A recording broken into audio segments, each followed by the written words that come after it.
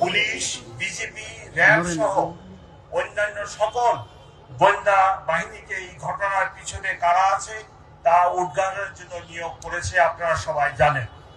ইতিমধ্যে আমাদের এই কাণ্ড ও রহস্য উদ্ঘাটন এবং তদন্তের যথেষ্ট অগ্রগতি আছে।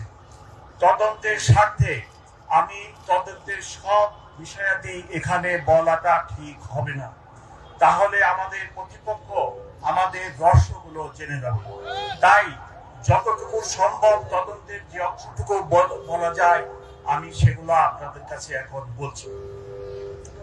মামলা তদন্তে চলাকালীন এ যাবৎকাল 10 জনকে গ্রেপ্তার করা হয়েছে। তার মধ্যে উল্লেখযোগ্য আছে হুমায়ুন কবির, ফয়সালের বাবা, হাসি বেগম, ফয়সালের মা সামিয়া, ফয়সালের স্ত্রী শিপু, ফয়সালের স্ত্রীর ভাই মারিয়া, ফয়সালের গার্লফ্রেন্ড নুরুজ্জামান, ফয়সালের পলায়নের প্রাইভেট কার সরবরাহকারী ও অন্যতম সহযোগী কবির, মোটরসাইকেলের সম্ভাব্য সরবরাহকারী। এই তদন্তে আমরা যে দুটি ব্যবহার করা হয় সেই উদ্ধার করেছি। সেই এখন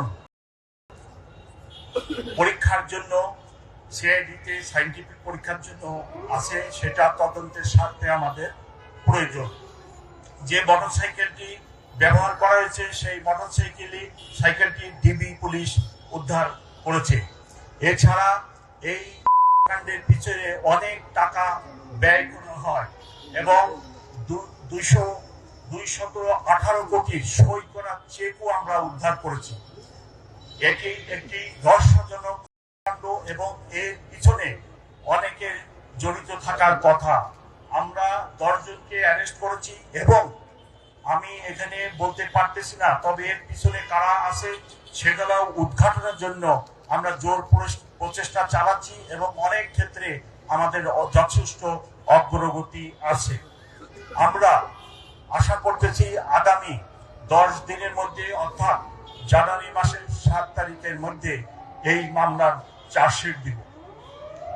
এই মামলা সংক্রান্তে আমার কাছে মধ্যবর্তী যে তথ্য আছে আপনাদেরকে দিলাম, যতটুকু তদন্তের প্রকাশ করা যায় ততটুকুই বললাম। আগামীকাল আরো বিস্তারিত ভাবে আপনাদেরকে আমার মিডিয়া সেন্টার থেকে ডিবির চিফ ইন ডিটেল বলবেন। আপনারা নিশ্চয় আমার কথা বুঝতে পেরেছেন। সবাই ধৈর্য ধারণ করুন। আমরা এই মূল রহস্য আরো যারা পিছনে আছে সবার নাম এবং ঠিকানা কারা কারা জড়িত ইনশাল্লাহ উন্মোচিত করে দেব।